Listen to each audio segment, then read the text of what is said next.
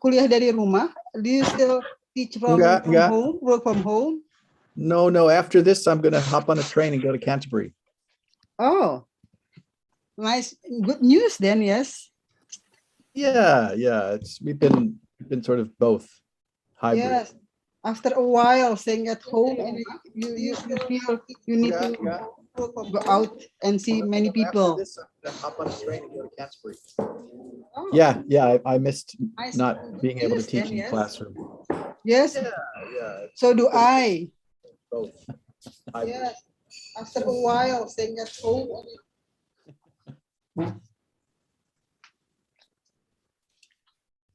So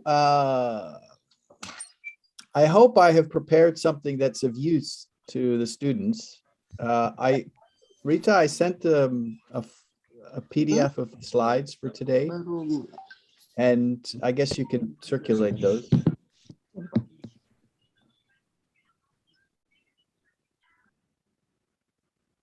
Did you, to whom did you send the PPT or the slides?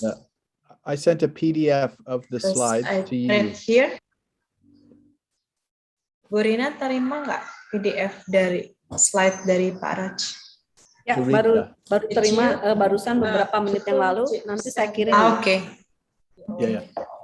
Kita mulai tepat pukul 15.30 ya, Bu Erna.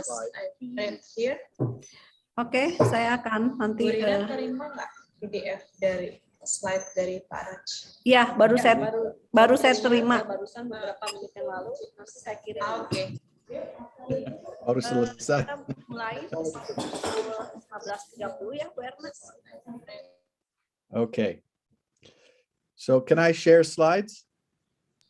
Sure. Share screen? Yeah. I think it's already multiple. Yeah, I guess so. You just try it. Can you? Yeah. Good. All right. So I think before you start, I think we need to give a little bit introduction to the students. Do you mind? No, silakan. Oke, terima kasih. Mau Bu Rina, silakan mau dimulai dulu opening. So I think before you start, I think we need to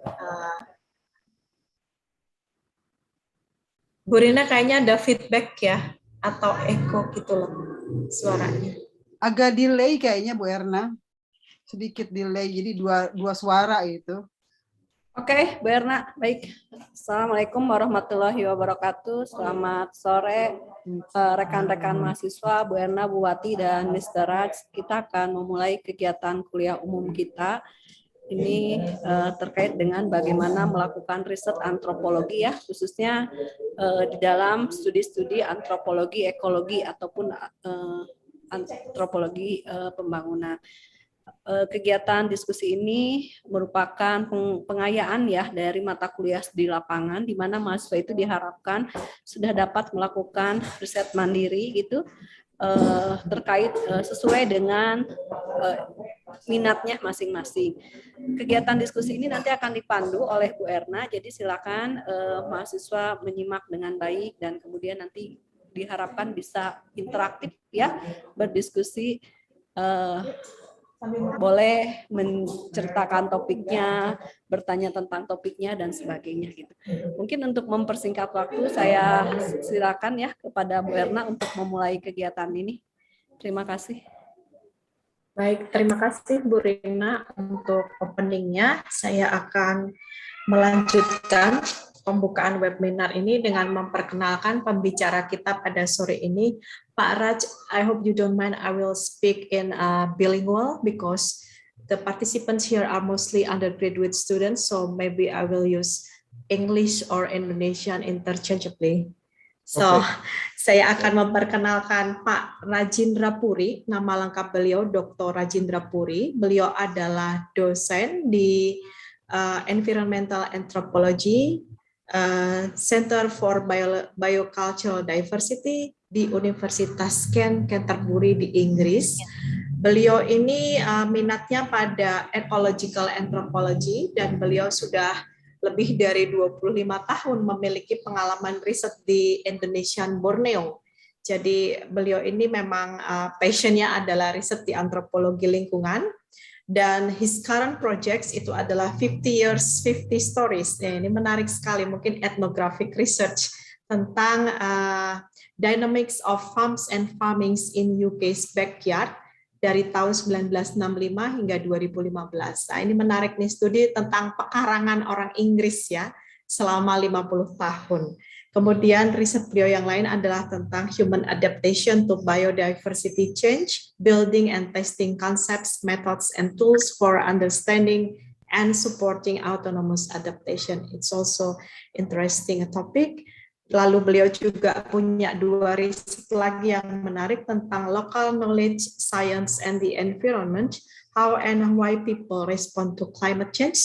Nah, mengenai perubahan iklim ini adalah interest beliau akhir-akhir ini ya, mengenai perubahan iklim dan juga bagaimana dampaknya kepada masyarakat dan lingkungan. Dan terakhir riset tentang dynamics of biocultural diversity in the cork oak woodlands of the Iberian Peninsula.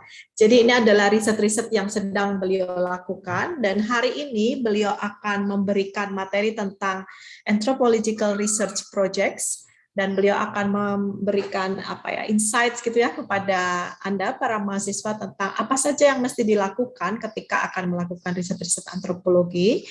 Dan Pak Raj juga memberikan reading ya, ada 3 artikel yang beliau kirim dan untuk dibaca oleh mahasiswa. Mudah-mudahan Anda sudah baca. Nanti setelah paparan beliau di slides ini, beliau akan memberikan kesempatan bagi Anda untuk bertanya. Boleh bertanya di dalam bahasa Indonesia, saya akan dengan senang hati untuk mentranslate ya, dan saya juga akan bantu Pak Raj untuk translate ke bahasa Indonesia. Okay, I think it's enough, the introduction quite long. Pak Raj, time is yours for 30 to 45 minutes, I guess. Okay, that's Silakan, great. Pak Raj. Yeah, if I could just ask everyone to mute, then we won't have any feedback. All right, great. Well, thank you all. Terima kasih banyak for inviting me to speak about research projects. This is one of my favorite topics because, I'm doing this right now with my undergraduate and master's students here at Kent. We are planning research projects for senior projects, for master's dissertations. And it's my favorite time of the year, and it's the thing I like to talk about most. Why? Because now you are going to become an anthropologist. And this is the funnest thing about being anthropology. It's not about studying, it's actually about doing. That's what makes it so exciting. I think that's why people become anthropologists, because doing the research, talking with people, investigating things, discovering new ideas are what is really exciting.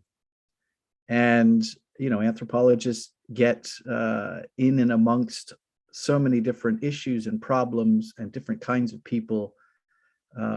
We are the ones who are often sort of the front line of investigations into various kinds of human problems, human issues, etc. So I think this is really exciting time for you all. And I'm really excited to hear about some of your ideas about what you'd like to research. And I'm going to sort of talk around that idea and hopefully inspire you or give you some things to think about. But I'm really interested in what you're thinking about yourselves. What is your passion? What makes you curious? And so we'll have a chance to hopefully talk about that. Right. Okay, so I will go on to ask, well, what is a project here? And often, there's lots of different ways of talking about projects. We can think about them as sort of just involving new ideas and learning, or a temporary effort to create a unique product or service. A project can be thought of as an adventure or a sort of purposeful action to achieve goals. So I think our projects are probably encompass a little bit of all of these. But really, this is a chance for you to conduct research on a topic of your choice using the knowledge, skills, and experience that you've gained as a student. What is the research project process? Now, I'm sure you've had lots of lectures on this, so I'm probably just repeating what you already know, but maybe we can dive a little deeper into some of these issues. Of course, the first step is to identify a topic or perhaps a problem. There's plenty of applied anthropologists who are interested in solving problems, and there are more sort of academic theoretical anthropologists that are pursuing ideas and issues and not necessarily applying anthropology to daily problems, and both are fine. We grow as a discipline by both kinds of strands of work. So where do these topics or problems come from? And here I want to point to curiosity. I think at this stage in your lives, it's I think probably more worthwhile to figure out what it is that gets you excited, what it is that makes you really curious. What do you find yourself gravitating towards? You know, what is your magnet pulled towards? And then from there, we can begin to narrow down what it is that you want to know and how to approach it. And once you've kind of got it narrowed down a bit, then you can design a plan how you're going to get answers. That is the methods you're going to use. Then, of course, we carry out the plan, which is to collect data and analysis or do interviews or whatever. And then we interpret what we found and we write up, produce things. So that's just a basic process. I wanted to talk a little bit more about the first problem here, which is identifying a topic or a problem. Where do we find? This is the toughest bit for most students because they have lots of ideas. They don't know which is best, which is the best thing to do. Well, often there isn't a best project. There's the thing that's best for you. Often that is the way to go, because if you think you're doing something that is important, but you're not, your heart really isn't in it, probably won't do a good job of it. It really has to be something that's meaningful to you. So I was just thinking, you know, what are some current topics affecting the everyday life of people, right? Anthropologists, we study people. We're interested in people's relationships, whether it's to the environment or to each other or to society. And I was just thinking of, you know, a list of some of the kinds of current topics affecting everyday life of people. Well, we just last week here, everyone celebrated Diwali, and of course, Deepavali on Bali is probably celebrated as well. So there's a cultural event or a celebration that brings people together, usually has some ritual or religious significance associated with the belief systems, etc. Maybe that is what interests you. Of course, there's all these public crises that we're dealing with, climate change and the current meetings in Glasgow in Scotland over the COP. Of course, there's the COVID-19 pandemic, a huge subject with incredible sets of questions associated with that anthropologists should be addressing, and they are starting to right now.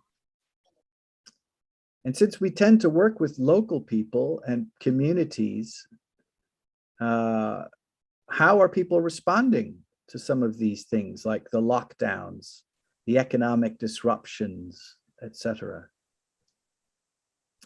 What about the impacts of government policies? That's always an interesting subject for research. You know, how does a government policy get implemented on the ground? How does it affect people?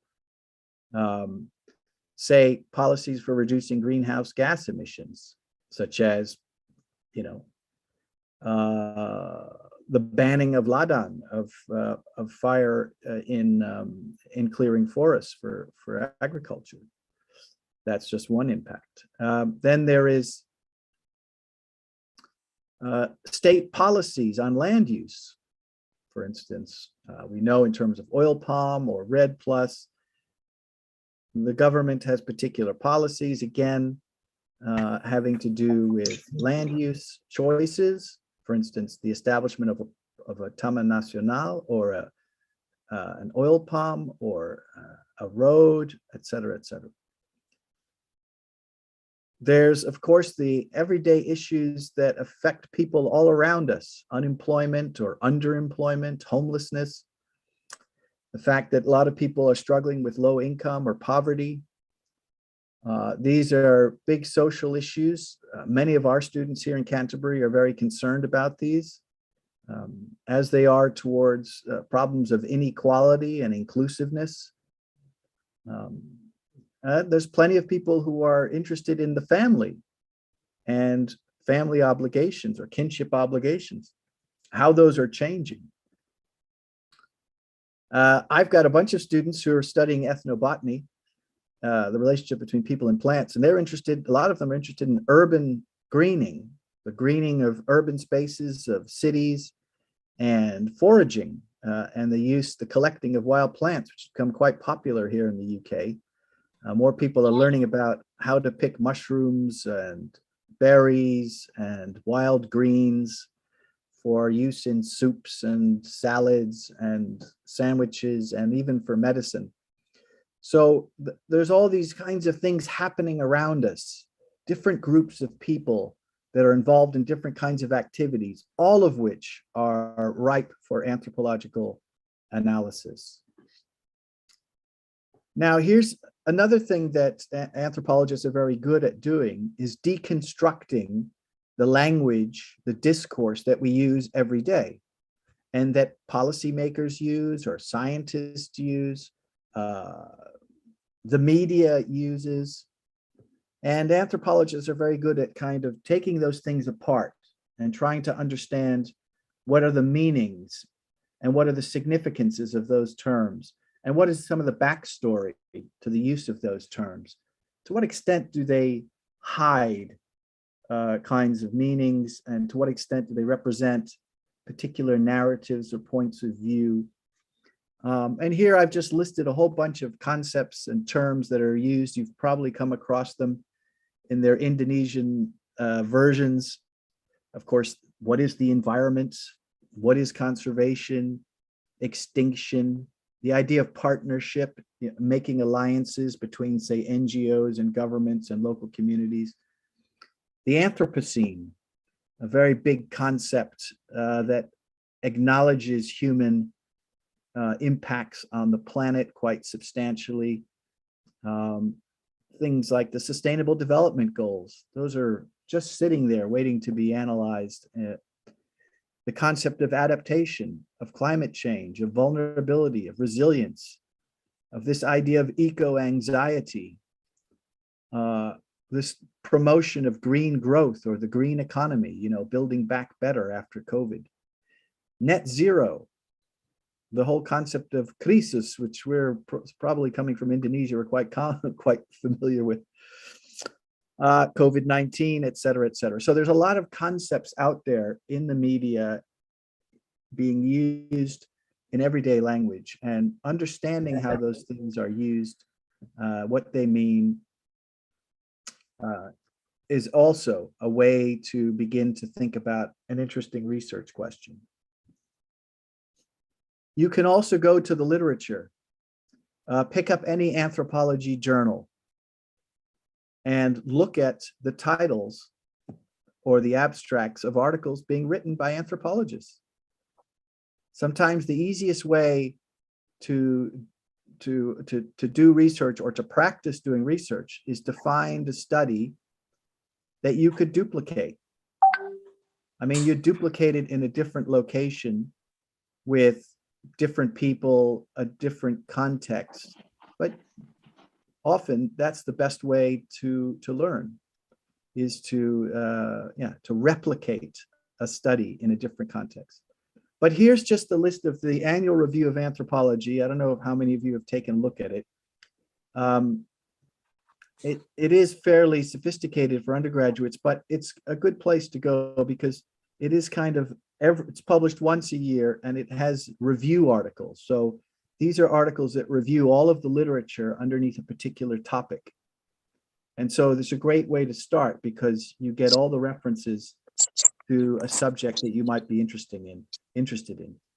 Now, these are fairly theoretical kinds of things, but like the political economy of attention, that sounds interesting, doesn't it? Or feminism in the House of Anthropology. So, as I said, some of these may be way over your head, but there are other journals out there in Bahasa, in English, etc. You can just go through those and look at, as I said, look at the titles, look at what's being done, and maybe you'll get some inspiration there. All right. So the heart of any research project is a question. All right, is a question. Research question, sometimes it's framed as an aim, but you can turn it into a question. So what is it you want to know? What is the question? So start thinking about this, because I'm going to ask you to write one down. And besides a question then, is this idea of a context. So what? There are plenty of questions out there. Some of them are quite trivial, or we already know the answers to, or they're not very interesting answers, or it's not a question that can be answered, right? So there are certain questions, and we always ask the so what afterwards. So what? Who cares? Why is this important? What is the significance of your question? And as a student, the significance, and I'll talk about that in a little bit more detail, can be, there are many different kinds of significance we can look at. And often it is the case that we go between the question and significance back and forth a few times to refine our question. Okay, so lots of different kinds of questions out there. You might have a topic in mind, a subject, an issue. Then you have to just turn it into a question. So I want you now, all of you, you can do it in Bahasa or English, whichever one you want. I want you to write down a question. Maybe you've already been thinking about this. Write down a question. Just take a few minutes. Even if you're not bound by it, of course, it's just an exercise. Write down the question. Baik, silakan peserta semuanya menulis pertanyaan ya, boleh dalam bahasa Indonesia ataupun bahasa Inggris. Pak Raj ingin Anda berpartisipasi. Write down the questions. Should they write down in the chat or just on their notebook? Oh, you could write it in the chat. That's a good idea. Yeah, I think it will be better. I forgot about the chat. Ya, silahkan tulis di chat sekarang ya, pertanyaan. Any questions? It's free, bebas lah ya, mau apa saja. Silahkan. The research questions, of course, right? Research questions. Ya, pertanyaan untuk penelitian. Apa sih yang ingin Anda ketahui? Bisa mulai dari penelitian yang sedang Anda lakukan sekarang. Pak Raj, actually they're having a assignment from the class about mini research. So I think most of them have already questions, research questions. Good. Ayo silahkan tulis di chat sekarang juga. Kok belum ada yang nulis di chat ya? Peserta kuliah? Pertanyaannya panjang, Bu. Just one sentence. Don't make it too long. No, just one sentence. Just one question. Just one and sentence. sometimes that's very difficult to do. To make it one question. It's true. That's how you have to focus. Yeah, it's coming now. It's coming, Pak Raj. We got 2 questions, but it's from postgraduate students. It's okay. Okay. The third question is from undergraduate.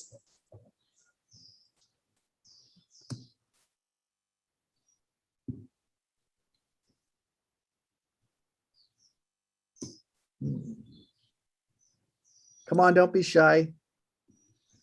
Come on. Baru 3 pertanyaan. It's only 3 questions here. Silahkan. Oke, 4 questions.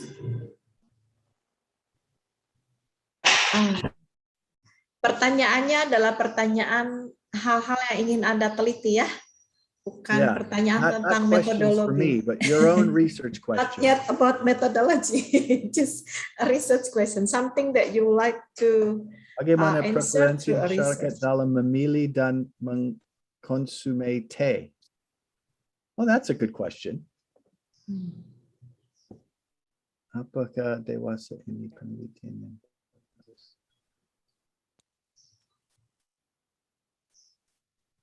Please let me know, Pak Raj, if you need some translation from Indonesia. So this last Or you want to exercise your Indonesian, that's also good. Yeah, I know.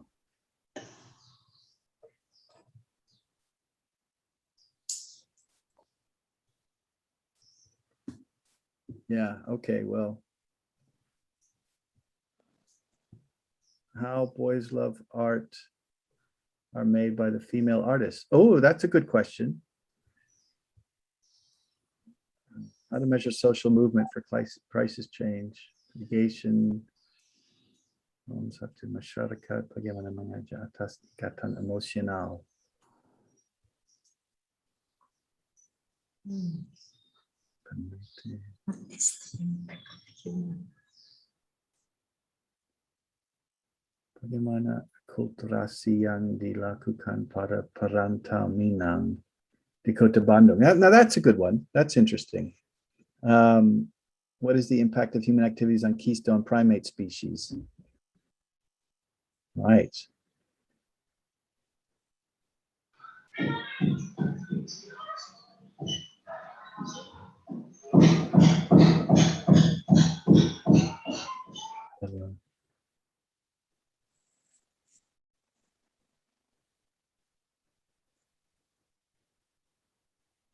There's an area called Kampung Toleransi in Bandung. I didn't. Oh, that's interesting.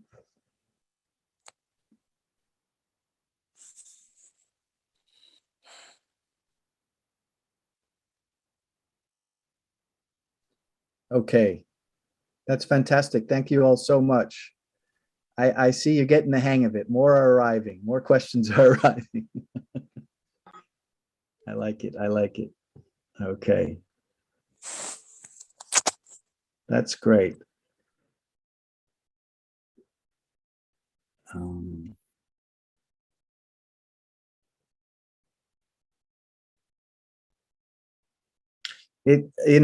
is where I am right now, London, even Canterbury. London is obviously a big city like Jakarta, et cetera, and it has lots of different migrants and ethnic groups that live there. There's like almost 300 languages spoken in London, which is in Indonesia. That's a small number, but for here, that's a lot of languages, a lot of different ethnic groups. So a place like London, and I'm sure Bandung and Jakarta and other places, Surabaya, are actually great places for anthropology because there's such a cultural mix. So looking at questions about assimilation or acculturation or about the maintenance of cultural traditions in these new environments is a very amenable project. It's just sitting there. What you need is access to people in order to be able to talk to them, and some questions about the way they have interacted, and that brings you into all sorts of interesting topics associated with culture change, and the politics of migration, of mobility.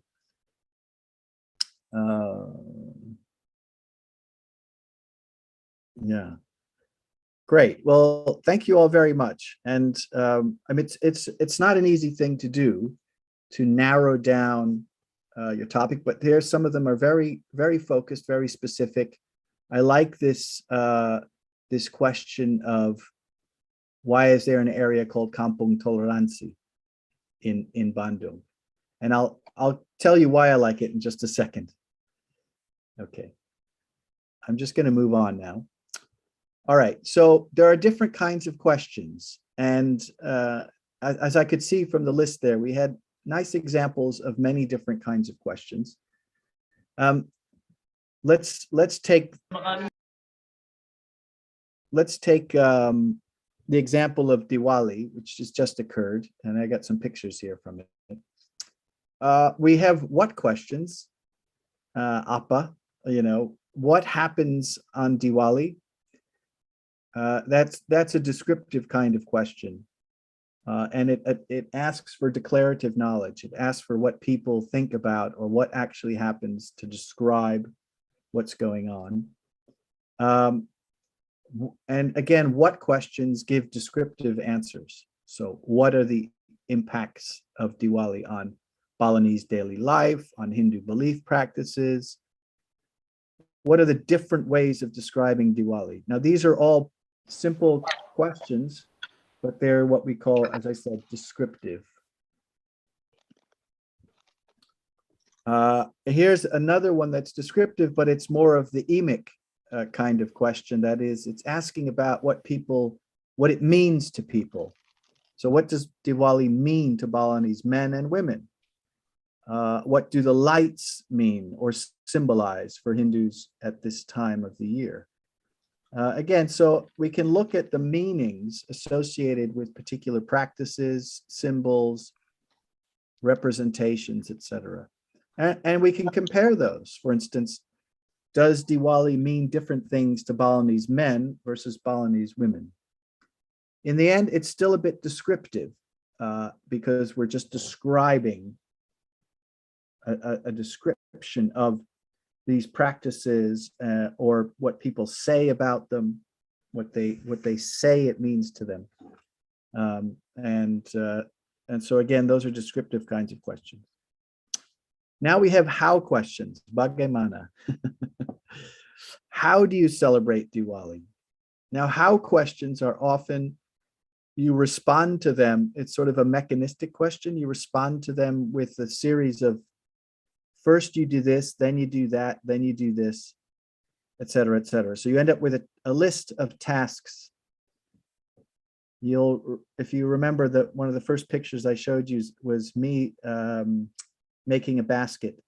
So we had a project in Kalimantan where we filmed people making baskets from rattan. And the entire process, how you make a basket from harvesting the rattan in the forest, to processing it, to dyeing it, to weaving it in and making a basket. So when you say, how do you make a basket to the Penan in Kalimantan Utara now, they'll give you a whole list of tasks. And so that's again, a different set of questions about how something is done. And it taps into people's knowledge that might be skill-based, things about how you make certain things. And then there are why questions. Now, why questions are questions that ask for an explanation. Mengapa? And many of you asked why questions. Why do people celebrate Diwali? Why is a part of Bandung known as Kampung Toleransi?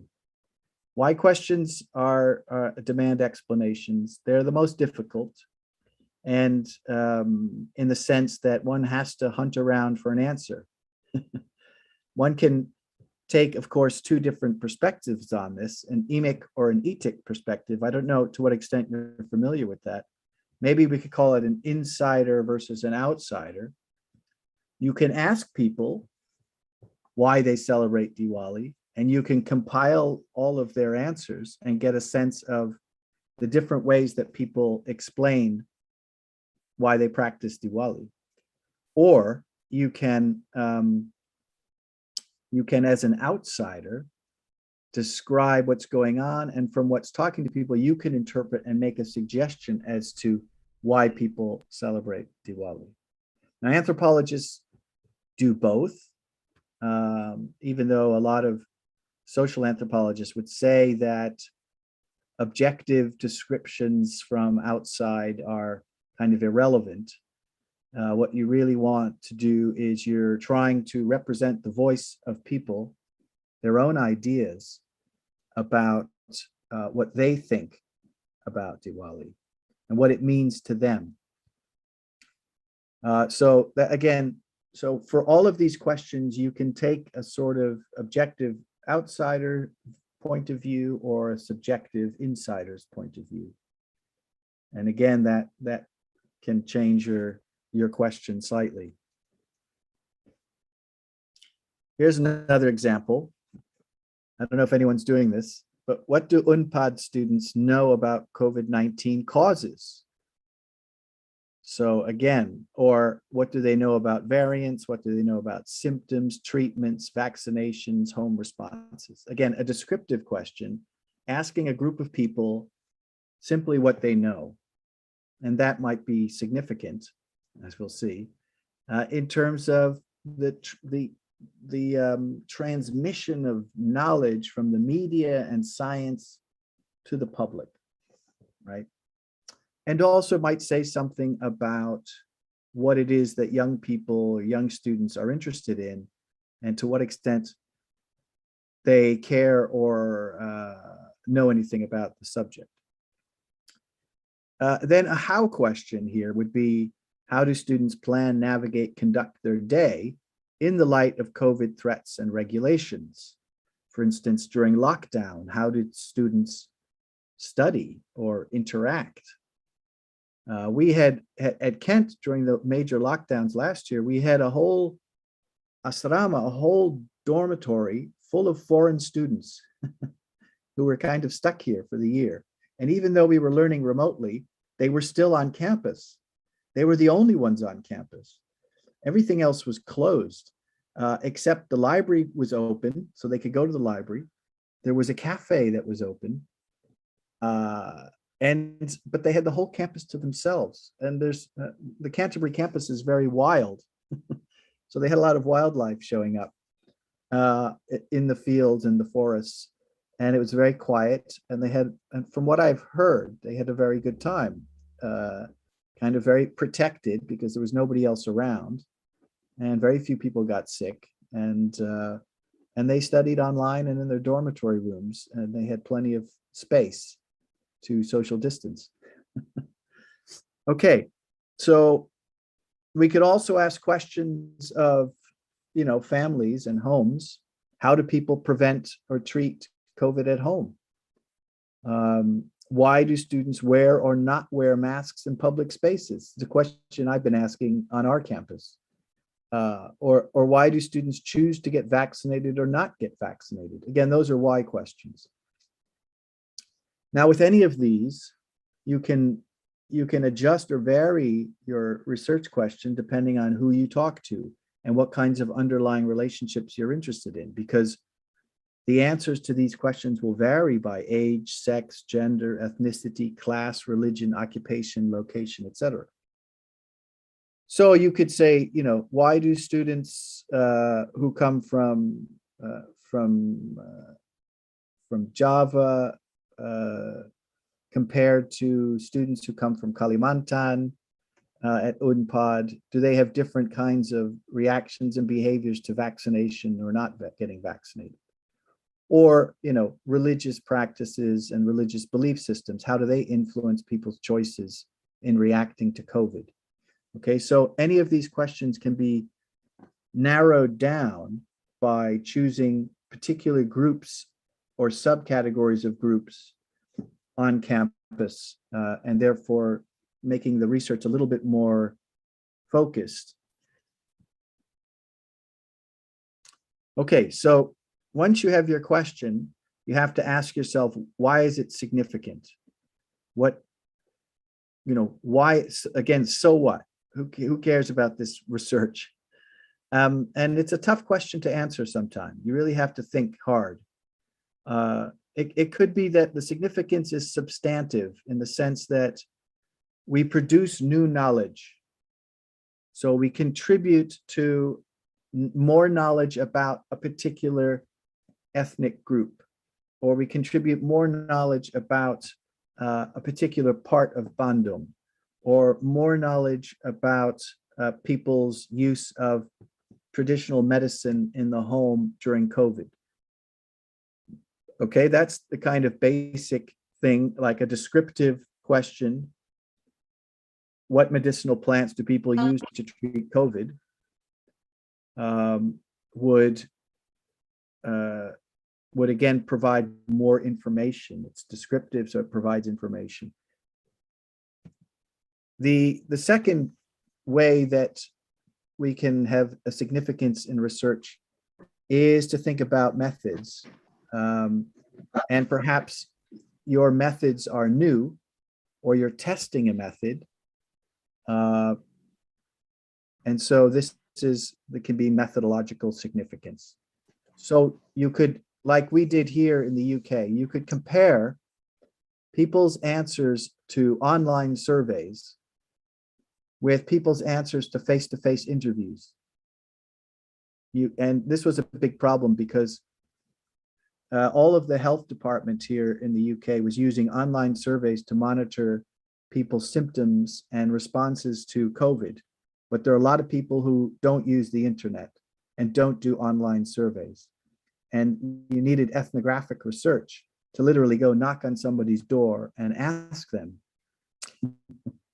But a lot of that wasn't being done. So there were whole groups of people, especially minority groups in the UK, there was no information on. And they turned out to be some of the most vulnerable, simply because the survey method was not capturing them. Okay. Theoretical. So the significance of your study could be you're addressing a theoretical debate in anthropology. And now I'm sure you've read a lot about different theories in anthropology. So you could be testing a theory, hypothesis. You could be modeling. Theoretical issues often are associated with explanatory questions. So,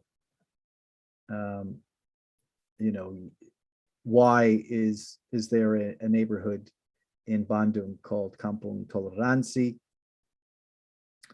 Well, the answers could help address theoretical questions about identity in urban contexts, a response to a sort of inequality or discrimination, etc.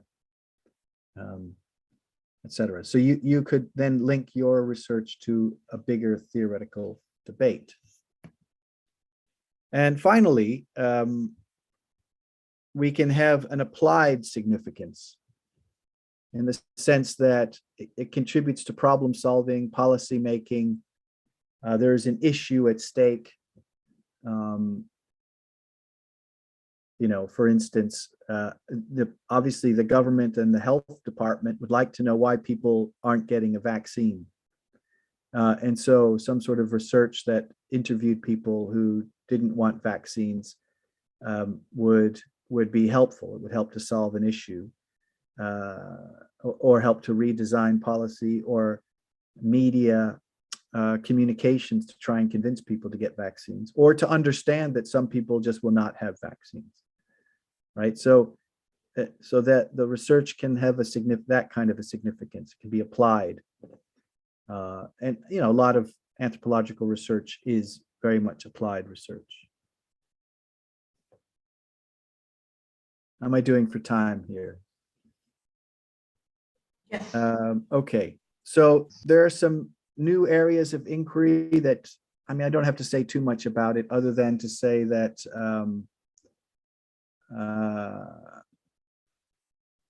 we have, again, different kinds of areas in anthropology that are becoming more common.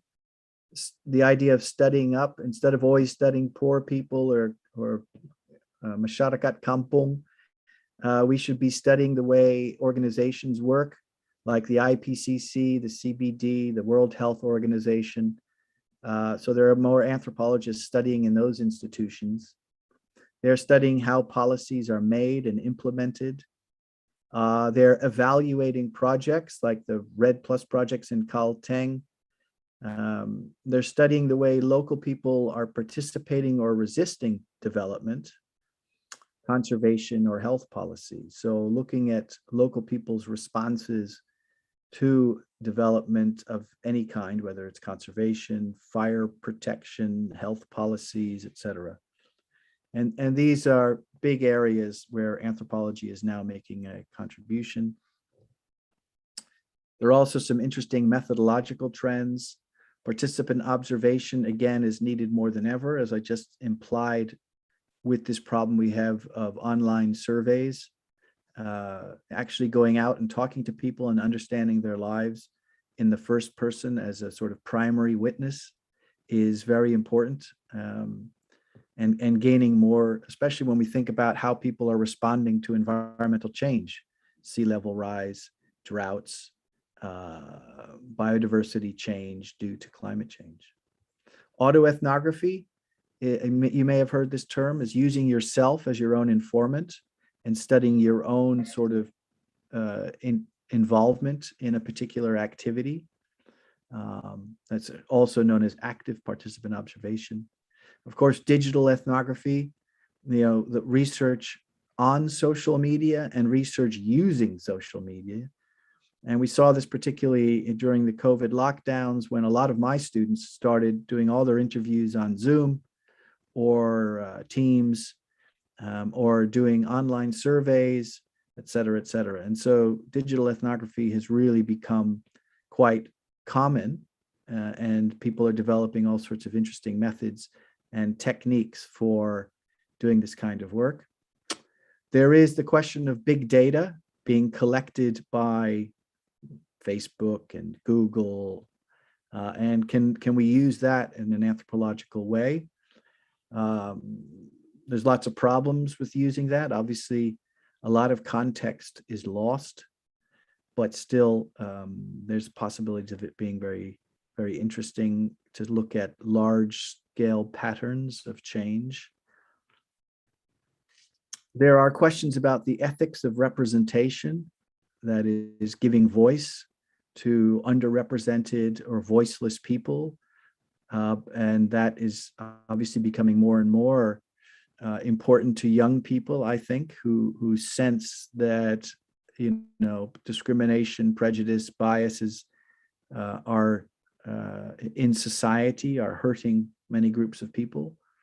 Of course, there's an increase in participatory approaches where, as a researcher, one, instead of studying other people, helps other people to study themselves and becomes a participant in and gets informants to become participants in their own research. The whole issue of decolonization.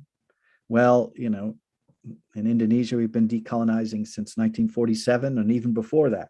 But this is now a trend all over the world, this concept of decolonization, asking questions about who are we working for and what's the point of what we're doing and how can we disrupt elements that still promote kind of colonial policies, imperial policies, and also how can we ensure that our concepts and ways of working are more inclusive and less biased towards particular groups of people. And also something that's interesting is diachronic studies are becoming more important now. That is, studies of change and temporality. That is, how do people see time? And how do people think of the future? That's a really good question, especially when we think about climate change and the potential impacts. What are people thinking about the future? Do they have a very gloomy and pessimistic view of the future, or are they optimistic about the opportunities that might arise as a result of this transition, post-fossil fuel transition? All right, there's also a bunch of theoretical issues in my own field of anthropology and the environment, which I'm not going to go into because I'm just running out of time. I'm just going to say a few things about planning a project. Obviously, you've probably already done this yourselves, but just to run through a few things. Obviously, there's the literature, doing literature searches on other studies that have been done on this topic. Perhaps you can model yours or even duplicate a good project to make it comparative. There is narrowing the focus, that is formulating the research aims, objectives, or hypotheses. There are the ethical considerations. How much, is this a project that potentially might harm the people you're working with? How do you protect them? How do you protect their speech, their practices, their reporting of events? To what extent are you going to involve your research subjects as participants? Are you going to get free, prior, and informed consent, or perhaps a research agreement? How are you going to give back your results to the people you worked with? And if your research turns profitable, like you're working with medicinal plants or non-timber forest products, how are you going to share the benefits of your research with people? And these perhaps are bigger questions when you go off to do a master's or a PhD, but still, everyone should be considering the ethical implications of what they're doing. And then you ask your questions: what kind of data or information do we need? Where do we find it? How do we get it? Sampling is really important. Which data do you collect and from whom? Always test your methods before you use them. There's plenty of time to do that, to avoid biases, and also to just make sure that you're getting what you think you're getting. In this case, you probably don't need permits to do field work, but in some cases, if you're going overseas or doing research elsewhere, you might need a permit. You need to assess the potential risks, the health risks, certainly in this day and age. You need to think about budgets and languages, etc. And then we have, after you've collected the data, is analysis, how to process data, looking at the patterns that you can see, maybe using statistics. I have rumination. I don't know how many of you know about rumination, but that is simply just thinking about what it is that you have found. And you can use both qualitative and quantitative approaches to analyze data. Contextualizing. Now that's again the so what question. Thinking about what is the significance of what I found? What does it mean? How can I address wider issues with it? And then perhaps coming up with some recommendations for further research or policy. And finally, then disseminating. How do you get the information out? You can use video, print. How are you going to ensure that there's access, public or private, or how are you going to protect the anonymity of your informants? And then perhaps there's evaluating impacts. When do you evaluate, say, the impact of your study, or how? Perhaps do you get feedback? Do you have a follow-up or return visit? We've had some students doing evaluations of studies that were done in the past, going back to communities and asking about what happened, and especially like development projects or conservation projects 20 years, 25 years later, to see what's actually happened. All right, so finally, here's some hints for your research. The first is practice, practice, practice. The thing about research is the more you do it, the better you get at it. And it's not one of those things that you just need to have an inborn talent like playing the violin. You can just practice on your family, your friends, practice interviewing, give them questionnaires, whatever it is that you're going to use, whatever methods. Now, most anthropologists will engage with people, so don't be shy. Just be respectful and engage with people. Obviously, seek consent, and the main ethical mantra is do no harm. So, and then reciprocity, give of yourself. So you're going to ask people for stories and information. You have to be prepared to tell your own stories. And and give back. That is, to share the results of your own research. Again, test everything. Don't be afraid to change the plan. So you design a questionnaire, you go out and do it 2 or 3 times, and then ask yourself, is this any good? Is the information I'm getting useful? Are people understanding what I'm asking them? Do they know anything about the subjects I'm asking? And then you can change. So always test or pilot what you're planning to do. Patience. Research requires patience. Sometimes it's a while before you get to meet somebody, or they want to talk about other things before we get around to the subject you want to talk about. So you just have to sit back and enjoy the whole process. And then finally, it's okay to fail. And really, I mean, I don't necessarily want to use that term, but sometimes research does go wrong and it all backfires, or it just doesn't happen. And that's okay, because obviously if your eyes are open and you're thinking, you can learn a lot from that process and adapt. So that's what I had to say. I hope that was of interest. I'm happy to answer some questions, and just to remind you that doing research is supposed to be enjoyable and fun. So try and do that when you're out there. Thank you, Pak Raj, for the lecture. I think it's very interesting because it gives a lot of tips and tricks for undergraduate and also postgraduate students on how to do a research.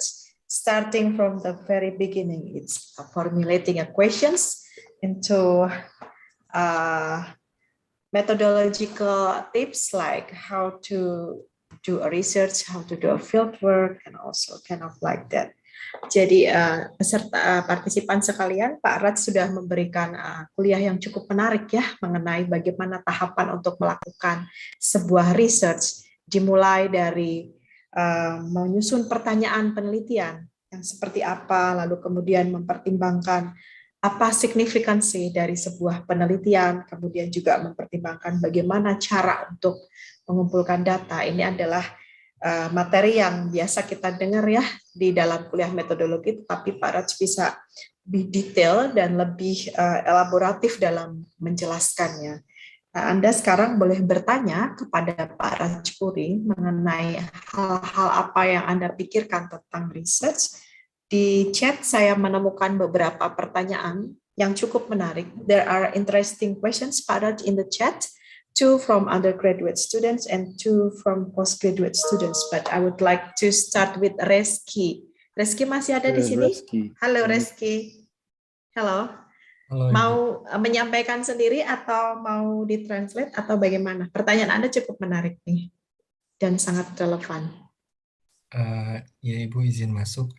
Barangkali mungkin Ibu, jadi kebanyakan dari penelitian-penelitian yang sekarang gitu ya Bu, kalau misalnya ada topik yang berbeda-beda itu pasti di belakangnya tuh ada pandemi COVID-19 gitu. Saya berpikir yang COVID-19 itu tuh apakah jadi daya tarik sendiri gitu bagi pembaca. Terima kasih Bu. Oke, baik, terima kasih. I would like to translate Reski's questions.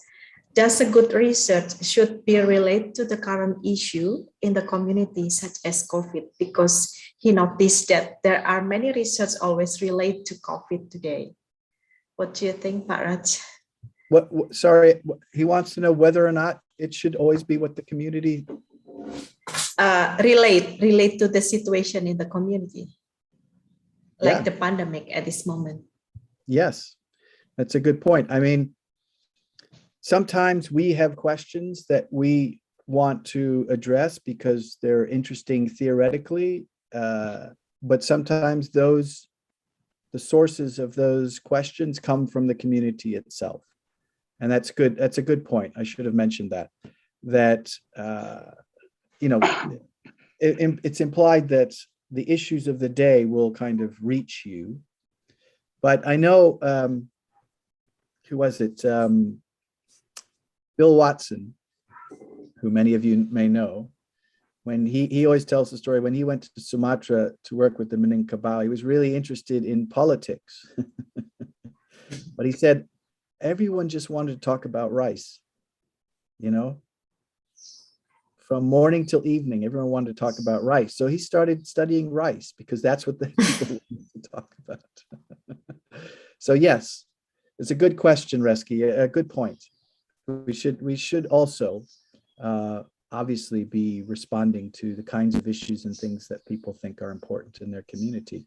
And in that way, you know, you can be more relevant to what communities think is important. But, you know, sometimes it's not particularly clear what is the most relevant issue in a community. So you do sometimes have to ask and give some time to figure that out. You know, like here our students often do a bit of reconnaissance. You know, they go for a while to see what's happening, and then they come back and then they formulate their question. Okay, thank you, Pak Raj. I think Reski is very interested with the current situation when I was asking him to search for a literature for his final project. And he asked me that why all of the research are always related to COVID.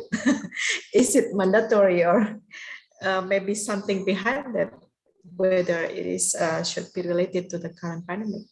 So that's interesting, Pak Raj. Thank you for the answer. And we have more questions here on methodology from Repa Kustivia, maaf. Teh Reva masih ada di sini nggak ya? Repa, are you still here? Tidak ada Teh Reva ya. Baik, saya beralih ke Ria. She's not here, Pak Raj. She's not in the Zoom anymore, but she asked questions about how long does it to write a thick description. Would you like to answer, even though he's how long does it take to write a thick description? Yep. I mean, it depends on what you're studying. Obviously, you know, in the Geertzian sense of thick description, the Balinese cockfight being a good example, a thick description really is about contextualizing something, right? That's the thickness. The thickness is the different layers of context that one describes in order to understand something. So that a simple act like lighting a candle for Diwali, you know, you could go into the layers and layers of meaning associated with that. You know, for instance, you know, what the person says is going on, what the light means as a symbol in that belief system, how that idea about the candle and the light has changed over time and become particularly Balinese from, say, a comparison to the way Diwali is celebrated in India or Fiji or Trinidad or other places in the Hindu diaspora. You know, so, and then what it means for women versus men. So the description takes any particular event or item in the culture and just keeps describing the layers and layers and layers. So I don't know if there's any time in particular, but it takes longer, obviously, because you're investigating. You keep asking why, and you get more and more and more and thicker and deeper into the significance of something and how it very much reflects the underlying cultural values, beliefs, rules, etc. of that group of people. So when it comes to symbolism and meaning, I mean, you go as long as you can. When you run out of time because you have to go home or you've run out of money, then the project is over and you have what you have. Something else? Okay, thank you, Pak Raj. We have two more questions. How to avoid bias in research is a methodological questions. How to avoid bias in research? Yeah. Well, there's different kinds of bias, and so there are different answers to that question. I think a lot of people worry when they look at anthropology from outside. They somehow think that because we're not objective, because there's questions of objectivity, somehow our biases, our own personal biases, are influencing the kinds of results we get. All right, so there's the bias of ourselves, and of course, then there's the bias of informants themselves, and this common saying that, well, people will just tell you what you want to know. So those are two different problems. The bias of ourselves, of our own subjectivity, of our own prejudices and ways of doing things. Yes, that's why anthropology is very reflexive. You know, we have to consider our position. Who are we? What are our interests? What, you know, what are our biases? And this takes, you know, a bit of time and reflecting on our interests. But there's no problem, I think, really, I think it's a mistake to be completely objective, because we can't be objective. We will always have our own. The point is to become aware of how you are biased. You know, and that will help to understand the kinds of responses you get to your questions, or to the kinds of things that you are allowed to see or observe, or people want to talk to you about. So being aware and being reflexive is how one way we deal with our own biases, right? And often those biases become quite clear when we start to work in different cultural contexts. You know,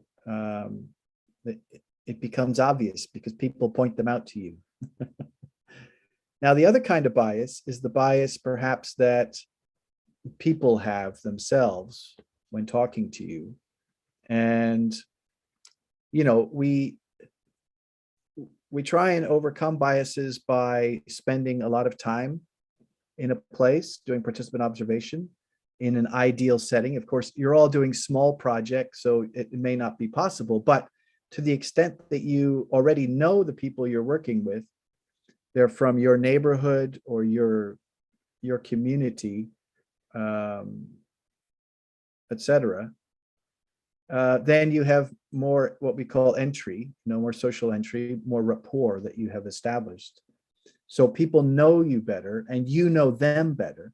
And then, that helps to reduce the bias and the fact that people might just give you pat answers. So, and the other thing is that we use triangulation. I don't know if you've talked about triangulation.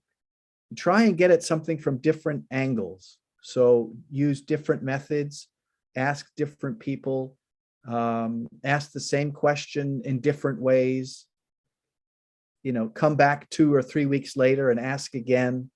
So this looking at consistency and triangulating using different methods is another way that we reduce bias and we ensure greater accuracy and precision of the information we're trying to collect. Now, it depends on what you're talking about when you're doing your research. But those are just two of the bias issues. Our own prejudices and biases through reflection and contrast with other situations that we become aware of, and we recognize the subjectivity in what we're doing, our positionality, and through triangulation, reducing the biases and the errors that might come from the way people perceive you and perceive the whole exercise of research. Thank you, Pak Raj. I think the student asked these questions because she's doing research on her own village. So she's worrying about how to control the bias and kind of like that. Well, talking That's about why you should have said that. That's an interesting one because, it's called anthropology at home is different than when you're going out and working with another people with a different language or a different culture. So yes, when you're working at home, there are problems that people just will assume you know things. And so to ask basic questions, they'll think you're silly. Well, of course you know that. You live here.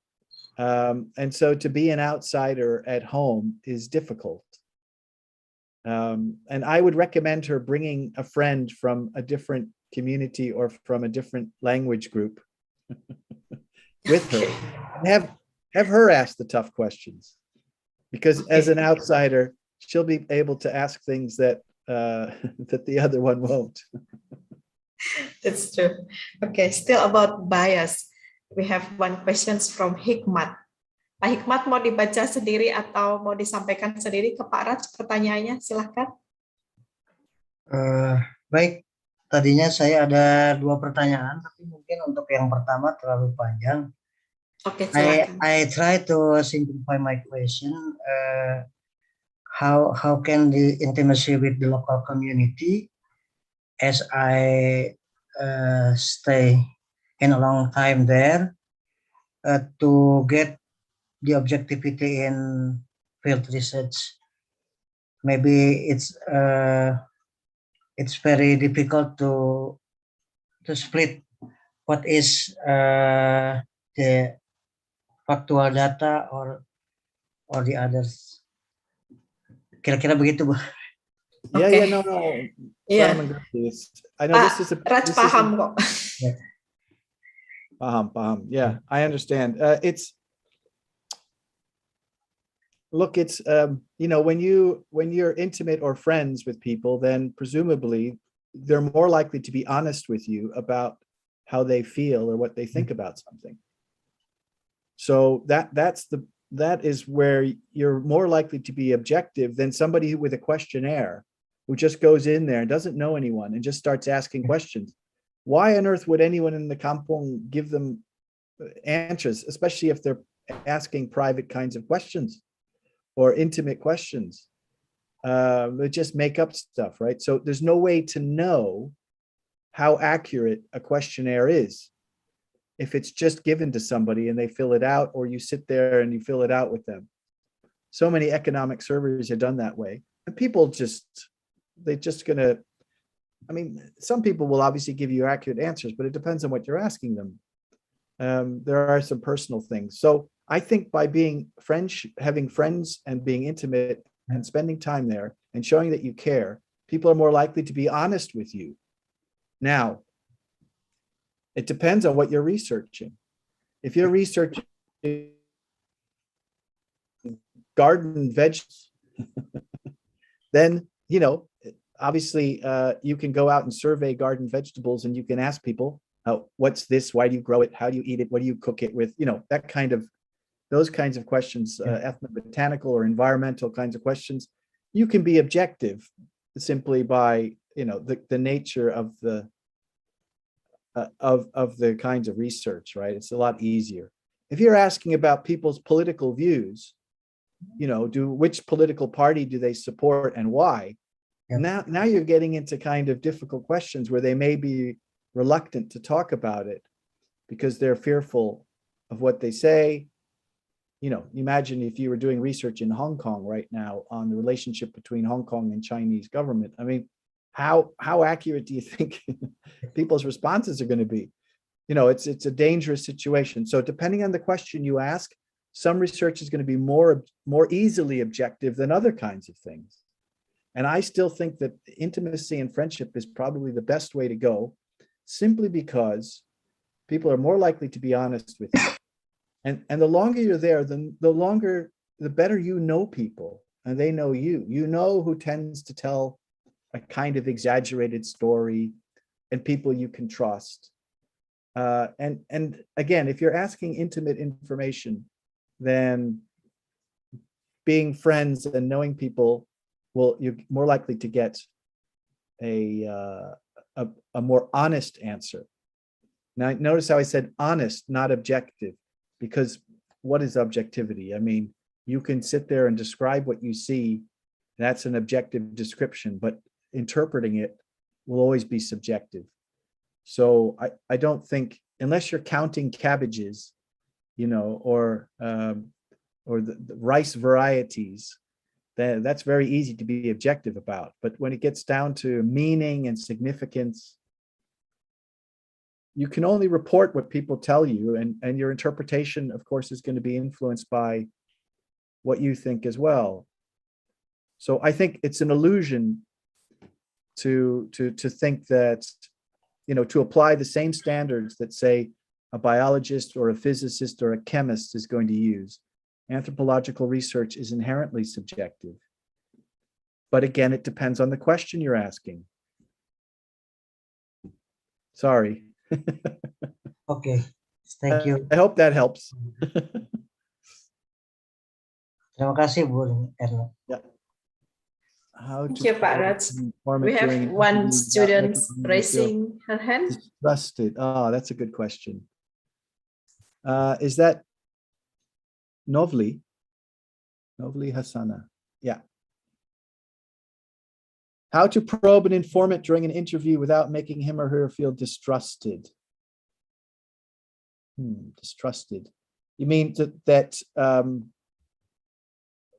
like to make sure they don't think that you don't believe them?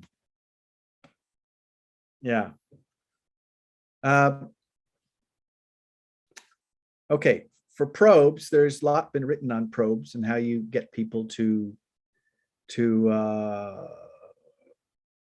give more questions. I think, again, being honest about, you know, being honest with somebody when you're talking to them and saying, look, I didn't understand that. Can you repeat that? Or I'm not sure what you meant. So it's always about your understanding. And so if you constantly refer to yourself, look, I heard what you said, but I really don't understand it. Can you say it again? That's nothing about distrust. That's really about your comprehension. I don't understand. Can you continue to? It's not that I don't believe you. I just don't understand. Other ways of probing are to go through your notes or to go through, say, somebody and repeat back to them what you think they have said. Okay, you've said this. Is that right? Do I have this right? Is this what you meant? Okay, you can ask people that. You can repeat back to them what they've told you and say, is this right? Do I understand this correctly? Or you can just simply say, can you please tell me more? Or refer to a particular something that they've said, and can you tell me more about this? It may be that you have to circle back to questions. You know what I mean? That you may have to just leave it for now, that you don't understand something, and go on to the next question, and then later come back when the situation arises again. So don't be too hung up about doing things linearly. You know, like you have a questionnaire, question 1, 2, 3, 4, 5, 6. Don't worry about that. Sometimes you need to jump around and go go where the conversation goes, and then come back to it. And that sometimes then you might get a better answer, or just stop for the time being and come back another time and come again on the question, you know. So yeah, again, patience is really important. You don't have to do things linearly. And it may be that, you know, it may be that you have to leave it for the time being and come back another time and finish the conversation. Okay, so different strategies. Yeah, somebody else has their hand up. Silahkan Paramita. Ya, baik, terima kasih Bu Erna. Hello, Mr. Raj. I would like to ask you a few questions. Yes, it is said that we first have to determine our research questions, but what if the question grows so much that we overwhelmed with the data we collected? In this case, the data is all connected, but how do we, or should we even separate, pick on, and highlighted the most important data? Thank you. Good question. We always end up collecting way more than we need. I have boxes and boxes of information I have barely touched, you know, and we always collect more than we need. When we're writing up, often what we write about is slightly different from what we started with. Okay, that's a natural process. So you would have to then go back to your research aims and objectives and ask yourself, what have I been able to answer with the data I've collected? Am I able to address the things that I set out to do? Are there things that nobody told me about, so I can't answer that question and I can't answer that question, but I got a lot on this question? So you have to kind of assess what you found. How does it match up with what you were intending to do? And then you have to make decisions. You have to choose which information you want to focus on or which question you want to focus on. So some of my PhD students, they may start out with 5 different questions or 5 different objectives. And then 2 of them may just be very thin, not enough information. Okay, just forget them. Let's just focus on these 3. And they become the 3 chapters in the dissertation. So in your case, you'd have to just think about what it is that you were trying to do. How much information have you actually collected in order to answer those questions? And of those, you may end up having to just pick one to focus on.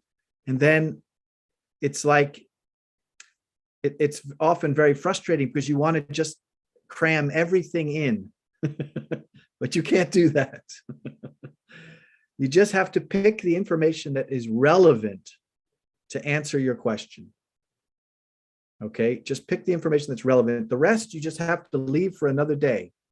So don't just, the difference between a good thesis and a report. A report is just, this is what I did and this is what I found.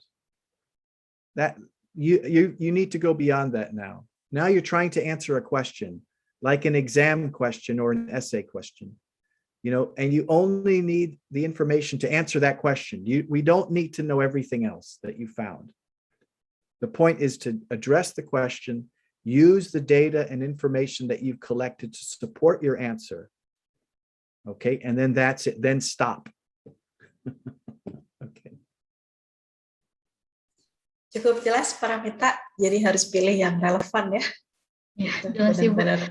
Thank you so much, Mr. Raj. Okay, well, good luck. One more student raised his hand, Pak Raj. Dani, silahkan. Please. Hi, Pak Raj. Terima kasih Ibu Erna. I'm actually an alumni, not a student anymore.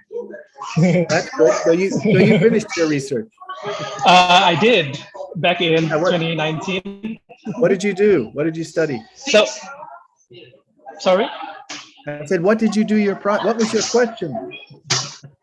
My question is about the resistance of olive palm smallholders in Sumatra. The resistance against the policy, the global policy of palm oil, actually. So I have a question, Paraj. So in this day and age, Paraj, more often than not, anthropology sometimes have to collaborate with another field of study. For example, in climate change topics, there are, human geographies, we have to collaborate with urban planners and another, field study, cross-field study research, basically. So I often found that those field of study sometimes in this form of, I don't know how to say it, but sometimes they only accept positivism as their epistemological basis. They reject ethnographies, things like qualitative data. Everything has to be measured. Positivism in grand scheme of epistemological basis. So, do you have any tips on that? Because in my research right now, I don't know what to do. Should I reduce aspects of culture, for example, to variables that can be measured in a positivist based, in a positivist manner gitu. I don't know. Do you have any tips on that? That's a really good question. And I've had to struggle with that all my life, being an environmental anthropologist, because I work with biologists and zoologists and foresters and conservationists. Now I'm in a school of anthropology and conservation, and the battles and the tensions between qualitative ethnographic research and quantitative requirements just constant. And so I deal with this every day with students. And I think some ways, coming from a dual background in biology and anthropology, I think there's valuable things in both there. Sometimes it's okay to meet them halfway. You never convince them to become an anthropologist. But if you could use if you could turn some of your qualitative data into a form, in other words, if you could translate it from an anthropological perspective into something that they can use, that's not being necessarily disloyal to an anthropological epistemology. It's being pragmatic in the sense that figuring out what it is that the information that they need, not the way that you're going to get it, but what is the information they could use. When I worked with WWF and C4 and all these other big research organizations in conservation and things, and they were interested in what local people thought about certain things. So fine, I could easily give them that kind of information. You have to somehow figure out what it is that they are interested in and need to know, and then you can perhaps collect it in an anthropological way, ethnographically. But then you might have to just make some adjustments in how you present it to them. Things like simple frequencies, that's the easiest way that they'll understand. Just tell them how many people you spoke to. I spoke to 30 people, a good representation of the community, men and women, old and young, and 50% said this and 50% said that. So you're taking qualitative data and you're putting a little bit of a quantitative spin on it. That helps them digest it. Okay, like 80% of the community agreed that oil palm is threatening their, fallow forests, etc. Okay, you've translated it a little bit. So this is the thing about multidisciplinary or interdisciplinary research. We all have to give a little. You don't have to become a positivist, but you might have to translate your ethnographic data into a form that is digestible and understandable to your other researchers. And I think ethically, obviously, you have a responsibility to those people to accurately represent their views. And that's, you can have an important role as a mediator. And sometimes you should try and get the qualitative stuff in there. Don't be shy about telling them, this is the way people feel. This is what it means to them. These are important things. It may not penetrate right away, but one hopes that it kind of sinks in and will do its job eventually. So yeah, you're going to have to give a little bit to get a little bit in these kinds of relationships. But I think tolerance, as anthropologists, we all understand the idea of tolerance and empathy. So you can use your anthropological mind to put yourself in their position and ask yourself, okay, if I were in their position, what information would I want? How would I want it in a form that doesn't have to be necessarily statistical, but it can be just in a form that's a little bit more understandable to them. And as I said, that doesn't compromise your anthropological ethics. It's just translating between cultures, isn't it? It's like two cultures. So think of it like an anthropologist. Yeah, thank you for the tips. So basically we have to be more pragmatic, right? Not basically. I think a little bit more pragmatic in the sense of, I still think you should use your ethnographic field method. How you explain what you found. That,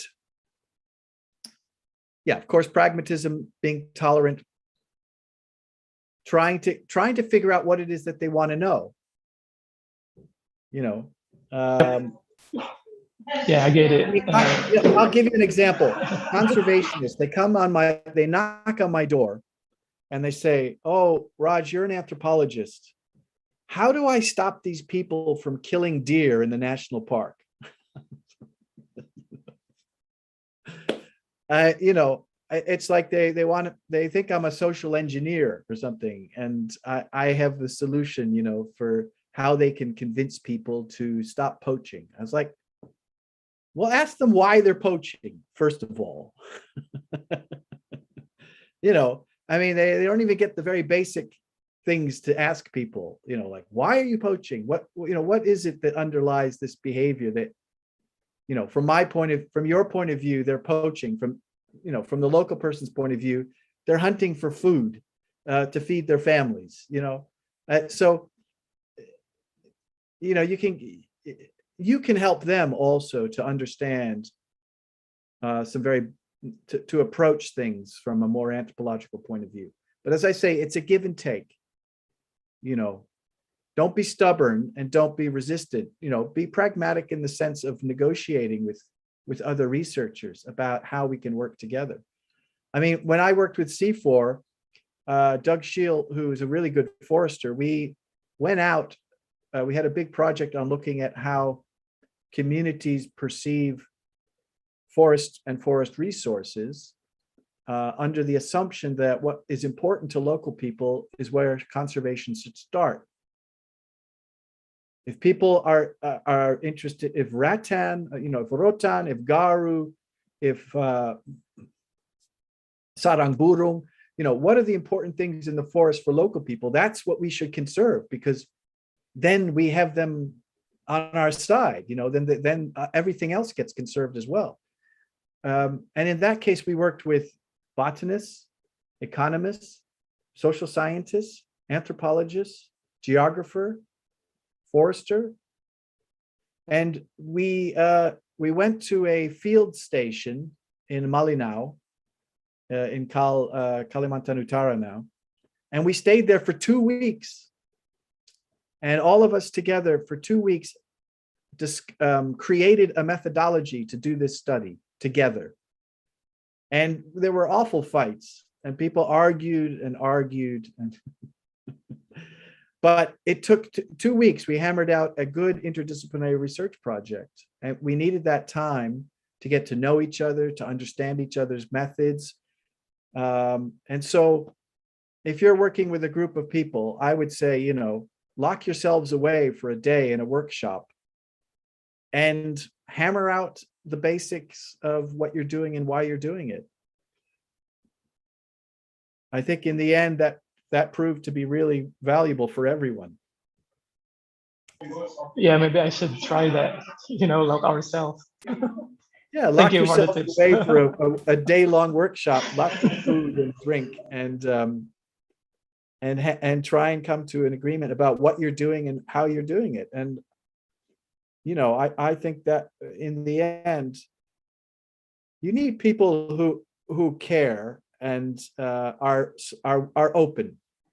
If they're not open, then you can bang on as long as you can, but they won't. There's not much you can do. But I think most people, especially young people, are going to be fairly open. So thanks very much. Hope that helps. Jelas ya, Kang Dani. Menarik sekali tadi tipsnya. Makasih, Ibu. Jadi sebelum neliti ini dulu, badami dulu ya, kalau kata orang Sunda, biar ini. Okay. Any more questions? We are at the end of the webinar session.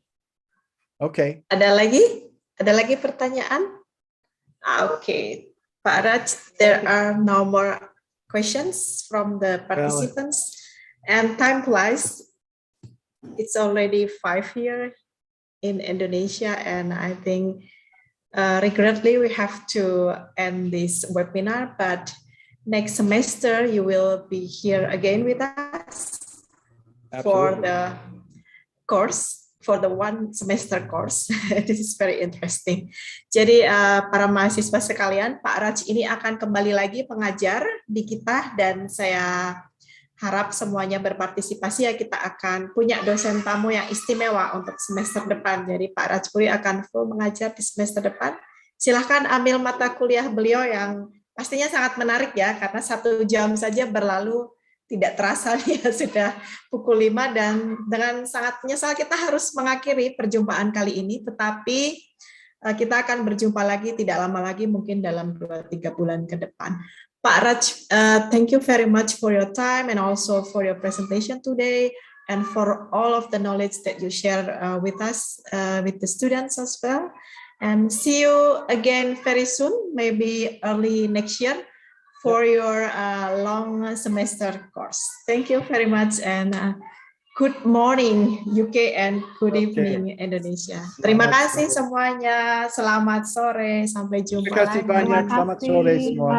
Sama-sama Pak Raj. Terima kasih, Pak Raj. Terima kasih. Salam. Pak Raj. Salam.